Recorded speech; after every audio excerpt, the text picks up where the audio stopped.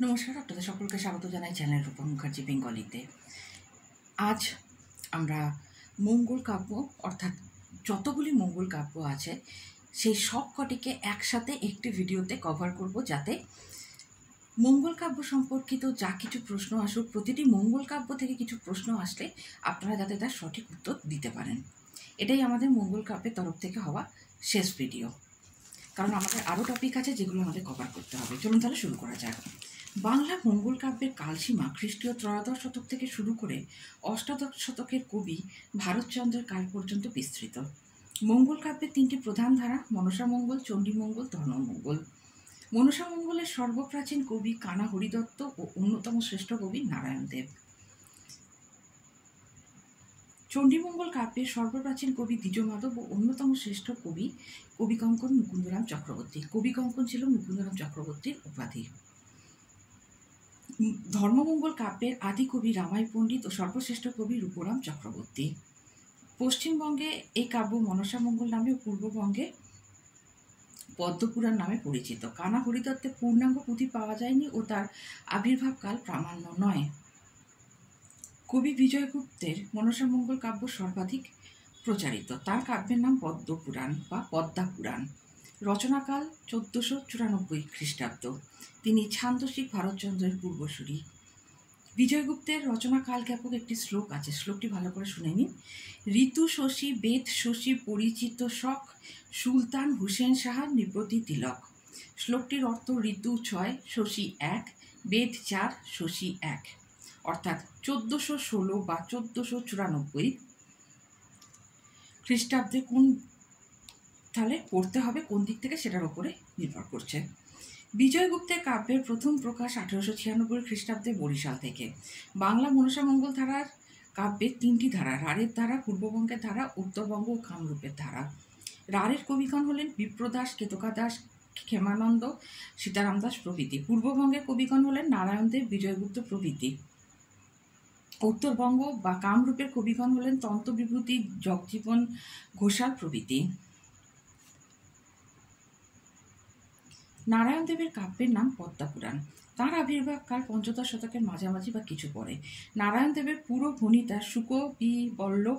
নারায়ণ দেব ভণিতাটি শ্রীহট্ট ভাষায় লেখা হয়েছিল বলে তার নাম সুকনান্নী।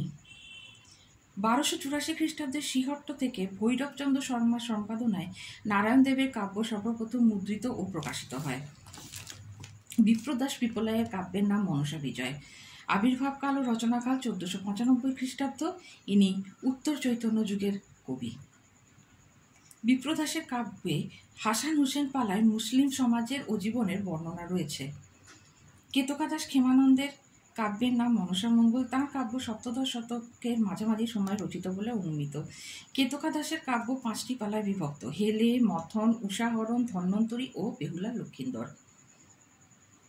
বিচিত্র ধরনের মনসা মঙ্গল কাব্য রচয়িতা তন্ত্রবিভূতির আবির্ভাব সপ্তদশ শতকের প্রথম দিকে। উত্তরবঙ্গের কবি জগজ্জীবন ঘোষালের মনসা মঙ্গল কাব্য সপ্তদশ শতকের শেষ ভাগে রচনা। ময়মনসিংহের কবি দ্বিজ বংশীদাসের মনসা মঙ্গল বা পদ্মাপুরাণ সপ্তদশ শতকে রচিত বলে অনুমিত। সর্বপ্রথম মুদ্রিত হয় 1318 বঙ্গাব্দে। চাঁদ সদাগর তার কাব্যে শৈব শাক্ত নন। চৈতন্য সমসাময়িক যুগে চণ্ডীমঙ্গল কাব্যের আদি কবি হলেন মানিক দত্ত। তার আবির্ভাবকাল 16শ শতাব্দী।